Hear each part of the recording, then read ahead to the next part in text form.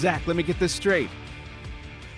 2 series wins against teams that, in the past, it's been tough to go to their place. I know it's not Sacramento. It used to be Oakland, but still, San Francisco, the Athletics. There have been times in the past where that was tough for them. 2 series wins. You got some pretty good starting pitching. The pitching overall, it's been okay. Some flips on the radar with the bullpen, but overall, I think we'd all take pretty much what you're getting out of the starting pitching. And then Kyle Manzardo and Nolan Jones started against a left-handed pitcher. I think life's good in Guardians land again. Sacramento used to be the toughest place to play in the NBA. They had Arco Arena. Fans were shaking the cowbells. You had Chris Webber and Mike Bibby and Peja Stojakovic and Vlade Divac and I love Mitch Richmond, right? Was it? That he was the iteration of the team before that. Well, it's like when you see the whether it's a picture or a TikTok or something, they say, "What's the first player that comes to your mind when I show you this logo?" And that would have been it for me, Mitch Richmond. Yeah, I mean, when the Cavs were winning 19 games a year under John Lucas, and I watched every second of Andrew DeClercq and Andre Miller and Wesley Person and Cedric Henderson and Chris Gatling, and my God, were those teams bad. Milt Palacios, Bimbo Coles. I could do this forever. I needed a team that was actually decent to watch, too. So the Sacramento Kings were my team. Dallas Lauderdale, this is such a tangent. I'm so sorry. I know we're short on time. Dallas Lauderdale, who ended up playing at Ohio State, he went to my high school, and he loved the Lakers with Kobe and Shaq, and we had this rivalry every day during the playoffs where the Kings and Lakers would have these epic games and these epic series, and we'd talk trash to each other nonstop, and he always got the last laugh. No, this is not last week's show. You don't have to distract from the Guardians this week with silly things from your past or weird animal stories or anything like that. I was at the Cincinnati Zoo. I was sending you pictures, just asking, do you think this is Ed? Do you think this is Dilly Dally? We don't need to do that this week. The Guardians have back-to-back series wins. You should be able to talk about this team. No, I think they're doing what we said they needed to do. I remember getting on here a few weeks ago and saying, it's all about the starting pitching. We have to stop hoping and praying that the offense is just going to find another gear. They are who they are.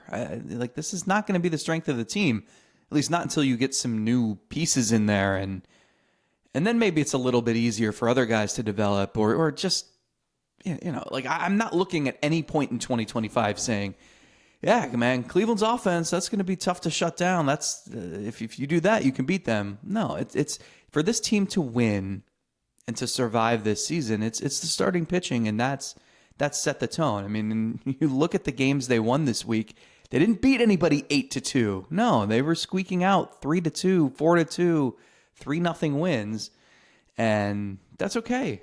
That's just what they're going to have to do. So we thought about a month ago the rotation was trending in the right direction, and I think they've only continued that, and they've only gotten better. And I think what's most encouraging is they've been pitching well for a little while now. You're encouraged by things, and there are still very clearly room for improvement here, right? There's Tanner Bybee can be better. Gavin Williams still has more room to grow. Luis Ortiz can be way more consistent. So yeah, I think this rotation is just scratching the surface still. I'm excited to see what it looks like if Shane Bieber makes it back.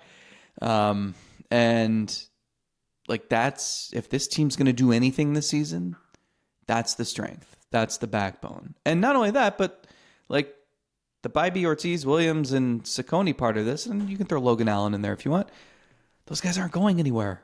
You have them long term. So this is something to build on. This is the nucleus of your team moving forward. Let's talk about that pitching because, we could harp on the same things offensively, and maybe there's some bright spots we can pick on in these 2 most recent series. But I do want to highlight the starting pitching here. Let's start with the guy we saw most recently, Slade Cecconi. I do feel like we are thieves of our own joy at times because no one cares about this, but I picked up Slade Cecconi on my fantasy squad way back a while ago. Whoa, tell us more, man. And I only bring it up because I clicked on his name to see what they said about his start. I wanted to just see what other people are saying about the start that he just had. 7 shutout innings. Didn't have a ton of strikeouts, but, I mean, who can argue with 7 shutout innings, right? You could argue he could have sent him back out there for the 8th inning. Or more, who knows, the way that was going. And the reason why I say sometimes I think we are thieves of our own joy, I think of a start like that, what could you say negative about it? And it said, well, he gave up 14 hard-hit balls. So while he has been trending in the right direction, a start like this isn't really indicative of that. And I thought to myself, what are we saying here? I understand the thought here that if you gave up that much hard contact every single start, maybe you're not going to have 7 shutout innings. But like to make that argument after he just pitched the gem that he did, I don't know if I agree with leading the charge in my analysis, that being my main takeaway.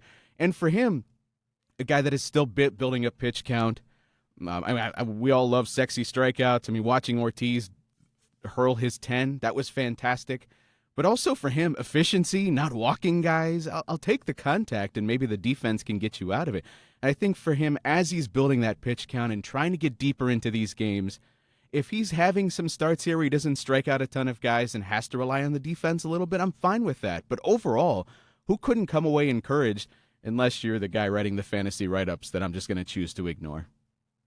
And oh, by the way, that Sacra Vegas lineup is pretty good, especially the top 5 or 6. It's pretty good. And in that ballpark, too, like, you can sneeze and hit a home run. So, look, he's made 7 starts. His ERA is 3.38, and he's averaging a strikeout per inning. So I'm not going to put too much stock into anything, but the overall has been really good so far. So, like, I can look at his metrics and say, ooh, chase rate is super low. He's given up a lot of hard contact, but he's getting results. So what happened? Like, you think that Carl Willis and company aren't looking under the hood? And they're going to say, okay, well, what can we do to get you some more chase? What can we do to get you so that you're missing more barrels? Then what are his numbers going to look like? Right? So I have no complaints about what he's given so far. The fact that he was efficient. There's, again, like, I think there is a realization on the staff that, like, and maybe Gavin Williams is the last one to sort of adhere to it, but just, you don't have to chase strikeouts. Being efficient and pitching deep into games is so important. And when Cecconi can give you 7, and you're right, could have given you 8. Bybee had a weird start, but throws a complete game. That's saving your bullpen, and that's important for this group too. That's why the rotation is the backbone, because you need to preserve Cade Smith and you need to preserve Hunter Gaddis. And if those guys are pitching efficiently and effectively, that's how this team's going to win. It reminds me of a conversation we had about leaving Bybee in a few weeks ago. And this one, it's why it's a case-by-case basis. There are times where, save the bullpen. This, as you're showing, you're going into an off day, so you take him out of the game. But I think more importantly, for a guy like Bybee, you leave him in the game because he's your ace. He's the guy that you expect to be able to go not even an extra inning or push him to the limit, because in that start, it was like 93 pitches. I didn't think of that as really stretching the limits of what was possible. But Sakone here, I view it as a different situation. He's a different part of his career. Still has yet to even prove to himself that he can get results at this level. I think the confidence to know that he can survive, even if he's given up some hard contact, I can still get results. But also, I think you want to leave him with a good taste in his mouth. You could send him back out there for the 8th inning, but what happens when there's more traffic? I mean, it just happened in the 7th inning. He got himself out of it with the double play, back to himself.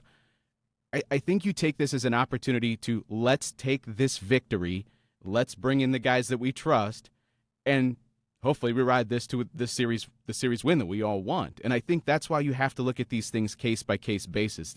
Cecconi walking off the mound after 7 shutout innings and feeling so confident about himself, I think it's not the most important thing. You got to have the stuff. Even if you have the most confidence, it's not going to carry you over the finish line. But I think in this specific situation, having an ability to have him walk off the mound with his chest puffed out and his head held high, it's more important than maybe getting a few more outs in the 8th inning or chasing some elusive complete game shutout that he probably wasn't going to get anyway. Yeah, no, I agree with you. I think that probably had a lot to do with it. I think all these guys are in different stages. Bibee is trying to assert himself as the ace that you can count on year in and year out, and there's no question about what his numbers are going to look like at the end of the season. I think Gavin Williams is trying to get to that level, and he's been great over the last 6 weeks. Ortiz is trying to, I think, build on a good breakout season last year and also sort of reinvent himself, like with a new, we've talked about this ad nauseum, but just new coaches around him who think that there was more in there. And you've seen it, and now it's just deploying it consistently. And we've seen brilliant flashes. I looked, he's made 15 starts, and I think 9 you could categorize as being good to really, really good. And then 6 have kind of been clunkers. And so that ratio is 3-2, 60%. How do you get that to 80? That's the key. Stephen Vogt said earlier this year, like every starting pitcher has 20% of the time they feel awesome. All their pitches are great. 20% of the time they've got nothing. And the other 60% you're sort of in the middle. And how do you push that 60% to the good 20% so that it's 80-20 instead of, 60-40, 40-60? So, and I think Logan Allen, I mean, he just looks to me like that solid back end starter right now. He's been pretty good since he had that brief foray in the bullpen where he made one appearance and kind of got to catch his breath. But so I think you're looking at different things for each guy. And with Cecconi, you're right. It's build that confidence so he believes he is a big league starting pitcher and can hang with these other guys who have done it. So, yeah, I think that's something to build on. I don't know. It's just, doesn't it make you feel so different about not this team, but any team when, like, you feel good about the fact that the starting pitcher that night is going to go, you hope 6 innings, but like they're not going to give up more than a couple runs. And like they're in that groove right now. Like that's how I feel most nights. And then when you can lower your expectations or just ease the assignment on the offense, it really changes the equation. Like it felt like earlier in the year there would be nights where it's like, all right, can these guys score 7 runs? Or the other thing is like you haven't seen them have to use the lower guys on the totem pole in the bullpen much because these games are close. Like they're not getting blown out. And so then, you have an instance where you have to use Festa and Enright in a close game and it doesn't work. But I think that says a lot. You haven't seen the Colby Allard, Jacob Junis white flag very often lately because they're in all of these games. It's just, can you get the offense to put you over the top? And I think it does speak to, sorry, I'm all over the place here. I think it speaks to the fact that they're one reliever short.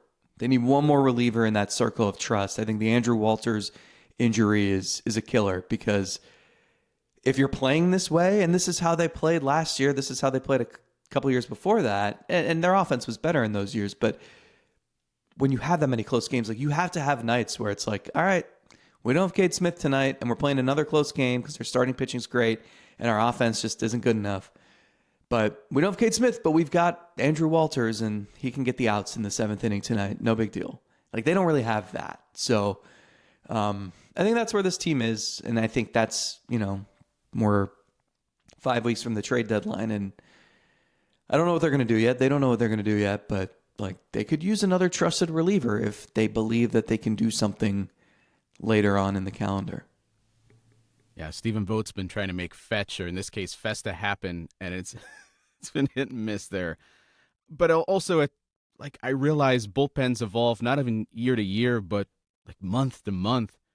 think about what the bullpen was in its final form last year, and you still didn't have two of those guys in the mix until the very end of the season in Walters and Sabrowski. So, I mean, there's still some time here, and there's going to be more names floated through here. It's really all about just riding the hot hand among the next group until you find whoever that answer is going to be. Let's get back to the rotation for a minute, because I just had this pop into my head. I'm not going to ask you who would start a playoff series, but I am going to ask you a different variation. Why of that. not? Because I have a different variation of that, and darn it, Do you have a sounder though? My show. I'm determining what direction it goes. You're just along for the ride. Rank these starting pitchers currently in the rotation based on your enthusiasm to watch them pitch. How much fun do you have watching them pitch right now? Okay, I'm going to try my best not to give the "it depends" answer. Because here's the thing. I know... Why can't you just answer the question? I know going into a Luis Ortiz start that if he's got it, he might rank number one. But if he doesn't, those stinkers are brutal, right? It's like the difference between like, okay, your daughter just woke up from a nap and you have to change the diaper. And when it's clean, you're like, oh, thank the heavens. But when it's not, Luis, there's I apologize. no in between. I apologize for Zach Meisel comparing your performance to a dirty diaper. What are we doing here? So I would. This is a good question because I think you can go. I'm going to put Logan Allen last. He's not a. It's not fun. It's okay. It's okay. It's oatmeal. It's nothing personal. It's oatmeal. It's fine. I mean, Gavin Williams is kind of like Luis Ortiz, where when he's laboring, it's painful. I think I might still put Bybee first. Feel like there's less risk of one of those painful outings to watch, and with him too, like that start the other night was bizarre. I don't know. There are days where the stuff just looks awesome and he can strike a ton of guys out. There are days where he's super efficient and it's fun to watch a pitcher in a groove working quickly. But Saccone's been a fun watch too. I don't know. It's impossible. I quit. Dang question. Let me go Bybee. See, I think William. Jeez, why did you do this to me? This is making for terrible radio. You realize this is not life and death. It's just how you feel. No, I feel like I'm going to be held to my answer here, and this is like when you were younger, they would ask you, "Who's your favorite band? Rank your favorite bands or your favorite." Well, not in your case, but your favorite movies, favorite TV shows, and you took it so seriously. This is a reflection of who I am. Michael Scott says, "Yeah, I went hunting once. I shot a deer in the leg. Had to finish it off with a shovel. Took about an hour." I would go Bybee. Oh my God. Williams, Ortiz. No, Cecconi. Probably just the order that they are. Bybee, Williams, Ortiz, Cecconi, Allen. But I don't feel. Let me rephrase this. If everybody's at their best, like if I know it's going to be a good start, I think I'd go Williams, Ortiz, Bybee, Cecconi, Allen. Wow. And if everybody's at their worst, I think I'd go T.J. Zuppe, Mitch Talbot, and then I have Ortiz. a 0 career ERA, 1 inning pitched in my life. Picked a guy off, struck a guy out. So no. Don't put me in that worst category. Did anybody else feel like we just did major surgery here? I'm sorry for making this painful. I think the point here, the overarching point, is that this rotation is certainly on its way. Like it's very encouraging. When it reaches the form you want it to reach, that answer will be even more difficult than I'm making it, because you're now concerned about the Ortiz stinker being so frequent that you don't want to rank him high. You know what I mean? So Yeah. I think Gavin Williams has done a good job of ironing that out, and I think Ortiz, he's got to be next. Yeah. I ask you that because you were talking about Ortiz, and this popped in my head, and I started thinking about it. I think he's the most entertaining pitcher to watch right now, and even when it's a stinker, like it's an A or an F. It could go horribly But I hate wrong, that. but it Do kind you of makes it remember? entertaining. Remember the years after Fausto Carmona? Carmona had that awesome year in 2007, and then he was an all-star in 2010. But the years around that, it was painful. It was an absolute chore to watch him pitch because he just throw so many pitches and give up so many base runners. And like sometimes he'd get out of it, but like it was a slog. And there was no pitch clock back then either. So it took forever. Took 3 years off his life. Yeah, it's just like I can't stand watching a starting pitcher who's got 87 pitches through 4 innings, and they've walked 5 and they've given up 4 hits, and yet like they've only given up a run or 2. So they got to go back out there and you got to watch them slog through another inning, and it's just. And I think you've got again like there was too much of that early in the season. If Ortiz can minimize those, then I'm with you. He might be number 1 on this list. Luckily, Fausto got those 3 years back. I appreciate watching Ortiz's stuff. He has the most fun repertoire for me to watch right now. And part of this is because I take Bybee for granted. I just kind of assume that he's going to be at least solid. And Gavin is up there with Luis Ortiz because these are 2 guys you're trying to see what their final form, at least for this year, is going to be, what the best of them can be. But Ortiz, when he gets into those grooves with the strikeouts and the horizontal movement, I could watch for hours just his comeback fastball over the outside edge against a righty. Someone that gives up on it, and it just finds the outside corner, whether it's a good frame job by the catcher or it's just got enough movement to get back into the strike zone.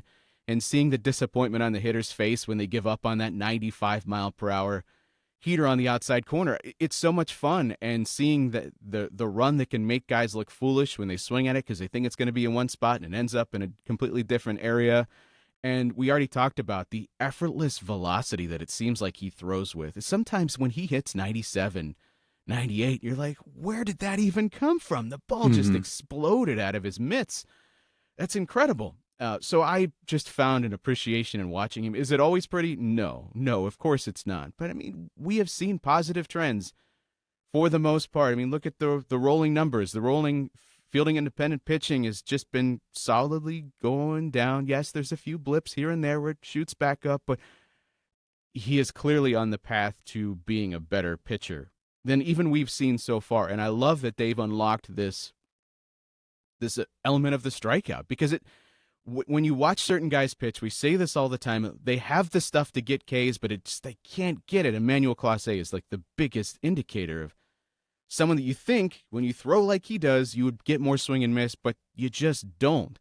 And in the case of Ortiz, sometimes it's swing and miss, but sometimes it's also just surprising guys with one they give up on. So I've just found him so much fun, and I've gotten so much joy out of watching him pitch, especially when he's on. Yeah, I mean, so often a strike 3 is not about the third strike. It's about the strikes you throw to set up that pitch. And with Ortiz, he's got that perfect arsenal to make you think you're seeing something else. And it, like you said, it surprises you. And you don't make contact because you think that it's a cutter or a slider coming in on you, but it's not.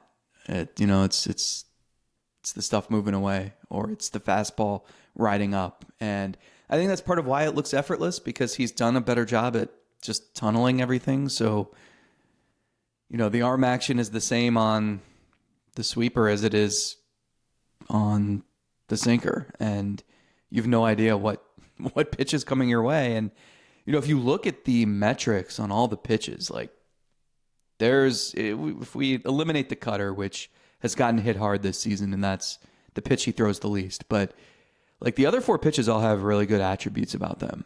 And Like the slider has a little bit of a higher slugging percentage. He's given up 5 of his 10 home runs on that pitch. I haven't gone back and looked at those 5 home runs. I imagine that's a matter of just hanging a slider. Otherwise, like that pitch has a whiff rate of 41%. Like the other pitches haven't been hit very, very well. So like there's a lot to work with there. And I'm with you. I think as long as you keep seeing progress on this guy, this is his first full season as a starter in the big leagues. And again, I will keep harping on this, but this is an organization that identified a pitcher. And remember, it took a roundabout way to acquire him too. So you know that they liked him because they had to go not just out of their way to another country to get someone to go.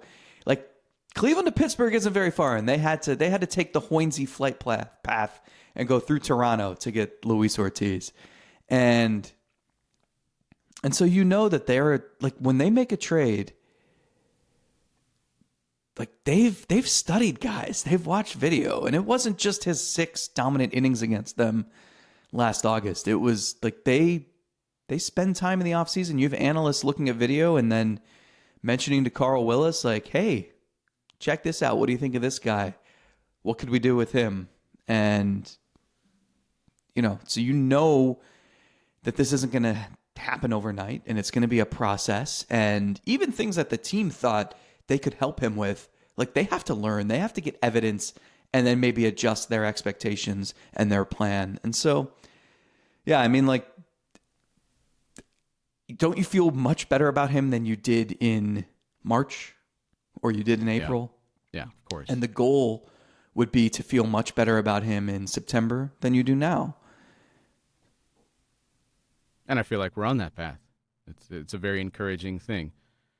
And then there's Gavin Williams, who has just undergone this, I don't even know if I would call it fun. It's just interesting usage difference that he's gone to with the cutter, which has established itself as it's now his primary pitch, the 4-seamer going down, down, down by month. You just see the cutter climbing up like it's getting ready to go on Price is Right. It's now at 31.4% usage in the month of June compared to 27.1% with the 4-seamer. For anyone who's ever going to go on Price is Right, if you get the cliffhangers game, which TJ's alluding to with the yodeling guy going up the mountain, and you have $25 to spare on 3 items, or he falls off the mountain and you lose. The 3 prizes that you have to guess the price of, you can be a combined $25 off. They are almost always, the first prize is either it's between $19 and $25. The second prize is always around $35, and the third prize is always around $40 to $45. Okay? If you just stay within those ranges, you'll win the game easily. You'll never sweat. That's a little tip from me if you ever go on Price is Right. Cliffhangers should be an impossible game to lose.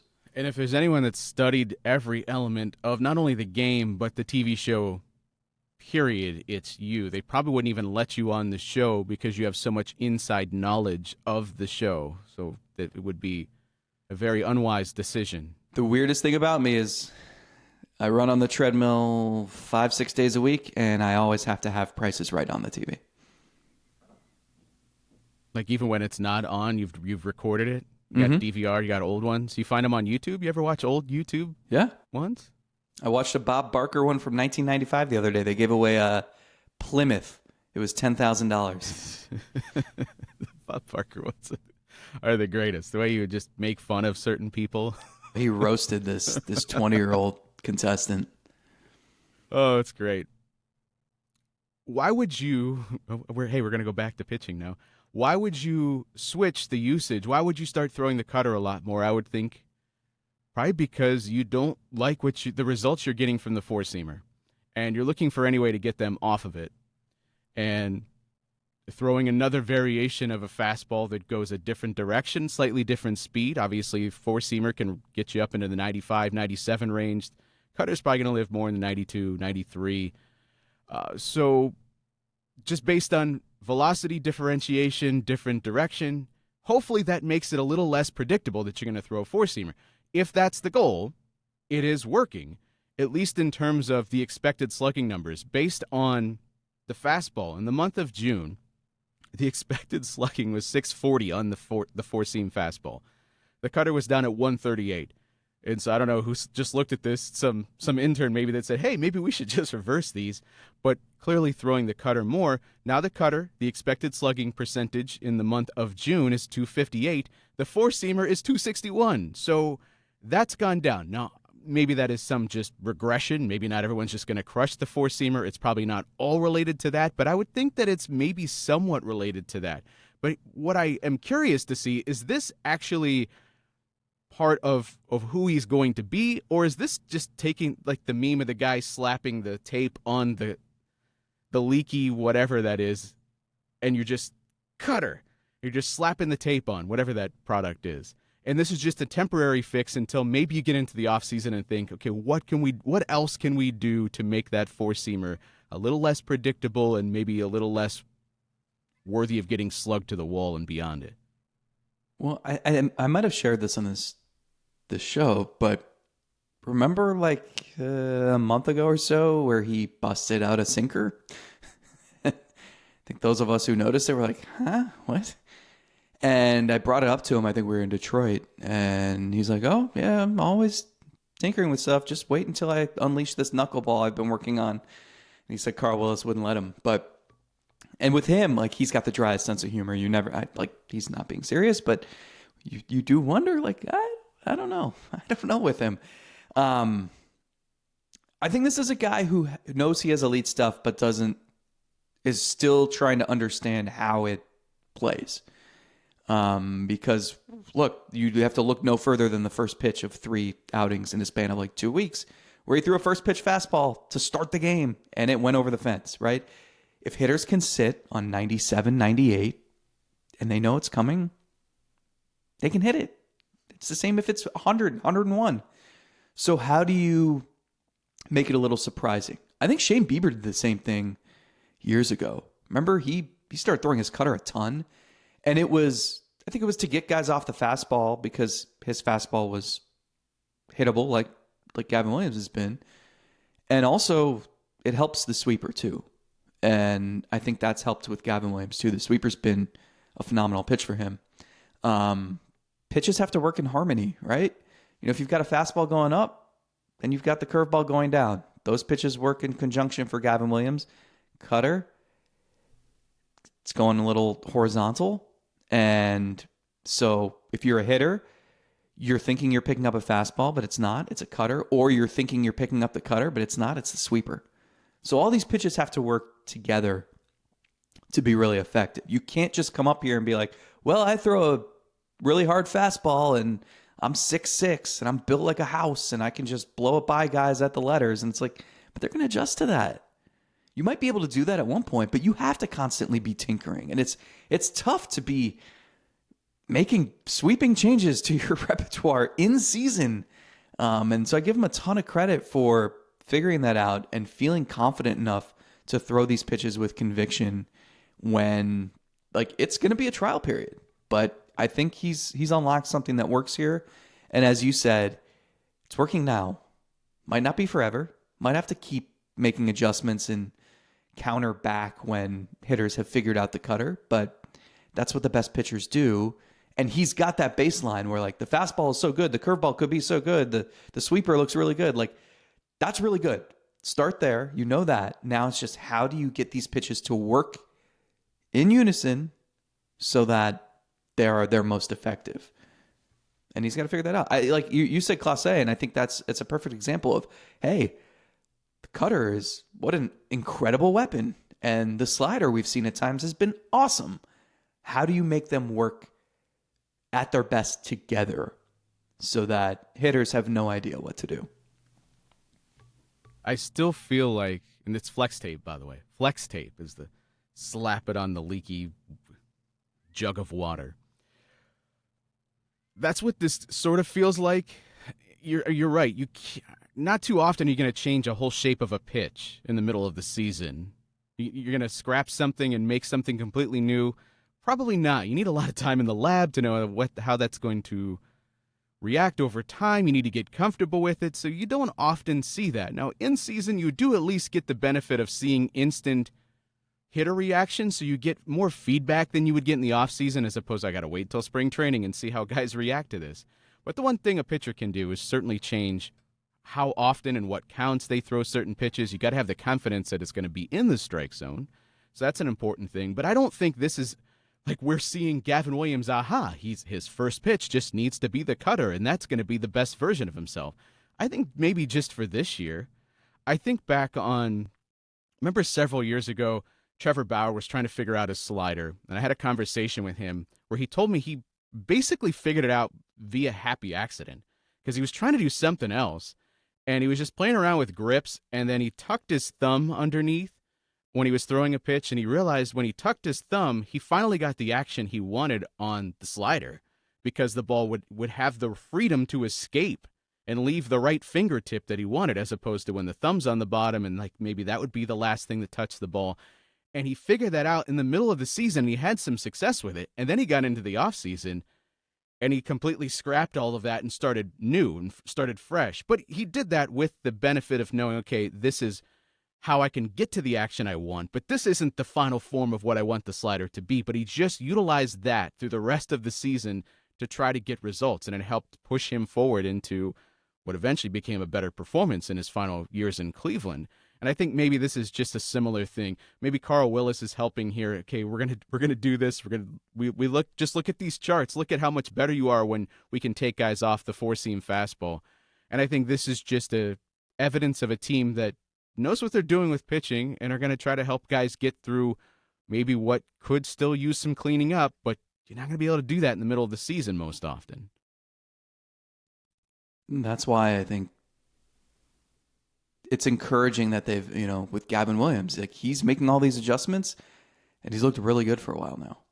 I say really good. He's looked good, and it just, it's scratching the surface. It reminds me of his rookie season where the numbers overall, I think he had a 3.29 ERA, but we were saying like he could hold his stuff better, deeper in starts, and like there are ways where he can be better. And so that's really encouraging. Like, is there any doubt? Like, if you ask Tanner Bybee, hey man, do you think you've reached your ceiling this season? He's not. What do you think his answer is going to be? Yeah. No, like so these guys, no. They've carried the team. They've allowed them to, I guess, survive this offensive ineptitude, and I still think they can get better. We're talking pitching today. We completely ignored them. But I took all these notes on the offense. Do you know they only score first inning runs on Wednesdays? Interesting. Yeah. Tell me more. Well, I was just going back because I felt like they haven't scored a first inning run in like a year. So I'm going through the game logs, and I noticed June 18th they scored one, June 11th, June 4th. And I'm like, wait, these are all 7 days apart. Yeah, they only score first inning runs on Wednesdays. So Hump day? Good luck, Max Scherzer. What do you think of that ballpark in Sacramento? It reminded me not only in the fact that it doesn't have the additional deck and guys are fighting the sun there in a way they typically don't have to in a major league ballpark, but even the sound of the crack of the bat sounds like spring training. There's that sound, and obviously you hear it in minor league parks, but I don't know, just the murmur of the crowd and how it's mic'd up, because this is not supposed to be a major league ballpark. It just sounds like spring training. I can imagine there are times where it's tough to like get the adrenaline pumping the same way it would on any other major league field when you go play in Sacramento. It's so weird. And the A's, I believe, play at Tampa, I think this week. And you almost wonder, like do both of those teams just like are the A's like, oh, finally, like a road series where we feel like we're at home because we're playing in a minor league park? Spider-Man meme. Yeah. Pointing at each other. I mean, I don't remember what Manfred said. I thought, like, if either of those, like, because the Rays are going to make the playoffs. Like, they've been playing awesome lately. Like, they wouldn't let there be, like, ALCS games at George Steinbrenner Field, would they? I kind of want to see it. Just for the sheer entertainment value. Like, can you imagine like the Eastern Conference Finals from the Wolstein Center? Yeah, the more you talk, I'm into it now. You don't even have to sell me. That ballpark, though, is not made for Jose Ramirez. Those poor people sitting out in the grass, you have to know you're in the danger zone. Obviously, there's the splash zone doesn't exist anymore. Can't go to SeaWorld, but that is the splash zone for Jose Ramirez down the right field line, especially when he's trying to get his swing back where he can find that power to hook the ball down the right field line for the homers that he often hits. And you'll see him out in front of those pitches inside, and he's got the quick wrists in there. You have to look out. You can't. The poor dude got hit in the face as he was trying to catch one of those balls. And luckily, he had a smile on his face afterwards, so that was the only thing he was wearing, not a black eye. But you've got to be careful down there with Jose Ramirez. You can't just be chilling, eating a picnic. Did you ever sit in the grass, like at a spring training game, Goodyear Ballpark or anywhere else? Of course. Is that a good experience? It's not if you're there to watch the game. It's more just, I want to be part of the atmosphere, and maybe it's better than where my tickets actually are. But in a ballpark like that, is there a bad seat? Like, you really far away? I don't know. Only 3 years. And then Vegas. I mean, who wouldn't want to be sitting at a baseball game in Vegas in July? Although it's probably, I mean, it's air conditioned, so it's. Yeah. I thought Zach was supposed to be here. Where is he? Where could he be? Can you, like, the struggle to, like, actually get to work. Yeah, they might. I don't think they're ever going to send you on that trip. Or like if you have, your pregame interviews. Oh, we still have an hour before first pitch. How much money could I lose at the blackjack table across the street? That's not a good idea. But maybe this is from your pal Jim Bowden. Oh, he put together trade ideas for all the teams. I had him over for dinner the other night. Yeah. Well, you are colleagues. All the teams that could make a trade because they're in contention. The Guardians were one of the teams that he put together a trade for. So you don't know it. I'm going to tell you what his idea was. Then your first reaction. This is a trade between the Guardians and the White Sox. Don't they like never make trades though? Connor Pilkington for Cesar Hernandez was like a shock to the system. I'm sure you can find more, but yeah, it's not a frequent trade that you see, especially when it involves guys that are going to be sticking around for multiple years. Usually it's, here's our guy that's not really a prospect and maybe could help you and give us this guy that's a rental. Yonder Alonso for Alex Call. Yeah. Should have held on to Call.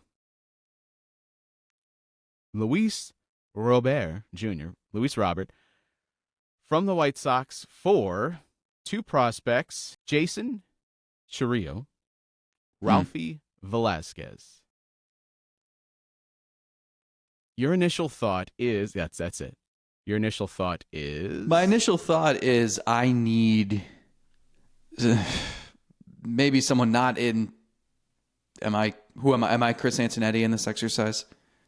Yes, you are Chris Antonetti. Do I trust my hitting team to figure out what the heck is wrong with Luis Robert? Or do you just distrust Chicago enough that if you got him with anyone that knew how to hold a bat, you could get more out of him? I mean, this was a guy. So I remember 2019 All-Star Week in Cleveland, and I had the privilege of I don't know what happened that week. I had a lot of privileges that week to pat myself on the. It was a really cool week. I got to see some pretty cool behind the scenes stuff, and one of the things that I'll never forget is sitting in this room the night before the Futures game, and Jim Thome was coaching one side, and I got to sit in like their war room. So it's Jim Thome, Sean Casey, Charlie Manuel, a bunch of other people, and I'm watching them make out their lineup. And they're trying to figure out, okay, who should hit where. And as they're doing this, they're like, Thome was working for the White Sox, and Luis Robert was, I think, their top prospect. And they're talking about this guy's got 30-30 potential. He's incredible. The swing's great. The power's insane. And he would debut the next season and like looked just like a guy you want hitting third forever. And then that 2023 season, 38 home runs, 20 stolen bases, 857 OPS, 36 doubles, all-star, silver slugger. And you're like, all right, here he is. That was his age 25 season. That's the only season he's done anything like that. And so I have no idea, like, does Cleveland have the people in place to get the most out of him? I don't know. I'm fine with Ralphie Velasquez as a trade chip if other teams are buying the hype, because you've got so many options at first base, and first base is not a premium position defensively anyway. And you'd have to be making that decision to give him up, not based on the fact that he's just kind of scuffling this year. Right. With an That's 85 why, like, WRC plus at the single key A. to all of this is, can you find another team that believes in one or two of your prospects more than you believe in them? And they haven't done that in years, it feels like. So I don't know. Chourio is tough to me. He's got some really good skills. He's got some question marks. They don't have a lot in the pipeline for center field. So, but is he going to be an answer out there, or is he just another guy that's like he's okay? It's He's a major valid leaguer. question. I don't know enough about those guys to say, you need to clutch onto them. Like, I'm usually err on the side of trading a prospect. But in this case, like, there is huge risk with Robert, man. After this season, he's got 2 years of $20 million team options. Yeah. So that is quite the undertaking for a team like this, for a guy who he's had like, in 2021, he only played 68 games, and he was awesome, but it was 68 games. In 2022, 98 games, the power went down, he hit 284, he's never going to draw walks. So, like, he was okay. He's fine, but also he only played 98 games. And then 2023, it was incredible, but he's been absolutely horrendous since then. So, what's in there. Is this the team that's going to get that out? Are you willing to risk 2 of your top prospects plus $20 million each of the next 2 years to do it? I like him as a reclamation product. Like, he would be a guy I'd be targeting if I was a GM, but I don't know if I would want to pay the financial plus prospect cost to turn him around when this isn't an organization that usually... Yeah. Not a great track record of being able to do it. Yeah. I bring it up not because I think this is a legitimate thing that could happen. I fail to see a scenario where Cleveland's going to be willing to give up 2 prospects that they, even if the shyness come off a teeny bit, I'm not even saying that it is, but even if it is, that you want to send them to Chicago unless you're seeing something that you think is a huge warning sign, and then you don't mind sending them to Chicago. But Chourio and Velasquez, I'm okay with trading either one of these or both of them for the right guy. I don't know if Robert is that guy. What's interesting is, like, the sprint speed is still there. He's stealing bases a ton. Mm-hmm. The bat speed is still good. He's still a good defender in the outfield. I just cannot figure out what in the hell has happened to his offense. The weird thing, too, like, his walk rate's actually up this year. But I don't know whether to believe in that, because it's like he's going to set a career high for walks in a season, like this week. He's got 27 walks and his career high is 30. Is that respect for a guy that used to be good in a lineup that you don't worry about anybody else? I don't know. It's really weird. If I was a fan of Team X and Team X acquired him and didn't give up anything that you're like, oh man, I hate that we gave up that guy, I'd be thrilled, because I'd be really excited to think about, like, if you could buy low on him, sure. Is Chourio and Velasquez buying low? I don't know about that. I mean, is there, like, are we certain? Do the White Sox pick up the $20 million option? I would if I were them. It's not my money, but, like, that's why I think they don't even get to that. They just trade him now. I think you're right. I think this is the one time where it makes sense. And now, just leaving Chicago doesn't mean that you're guaranteed success, like Eloy Jimenez. Like, okay. But also, what about Yohan Moncada? Has left and has had some success. So it's like, I don't think you can't just get him away from Chicago and think, well, that's going to be the fix. Just getting him away from that team and around better players in a better environment, that might have something to do with it. But it's a risk. I still think it's a fun idea. It's not like an instant, I don't think so. I would never trade those guys for him. I would talk about it, but I don't think it's worth really discussing because I just cannot see a scenario where this trade happens within the division. I can't see it. But you have to be comfortable. Like, we're screaming about fixing the offense and you have to upgrade it. We have to be comfortable with trading prospects. It has to happen. And how many guys have to come up here and we think the world of them, and now they're Brian Rocchio 4 years ago. Well, I would never trade that guy. Now I never want to see him again. That's how it feels. Can't trade George Valera. That guy's the future. It is funny. When will we be saying that about the Lauder? Please no. Please no.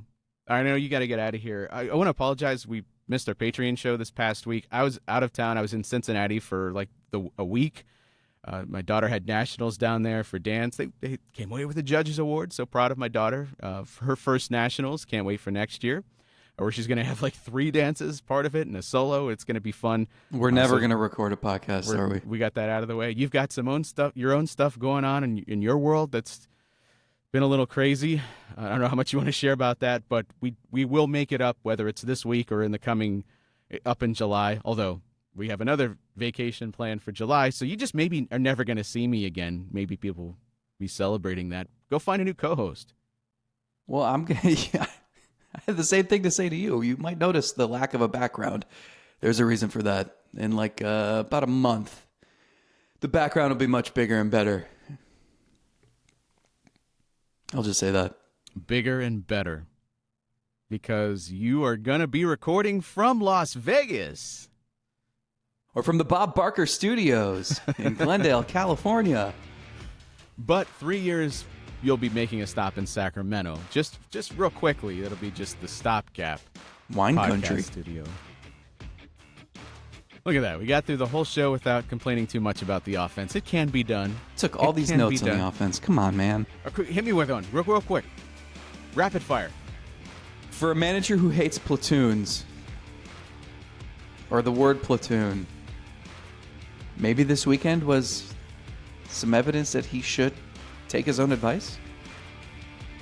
Stop living and dying with them? I don't know. Sounds good to me. Bark in the park tomorrow.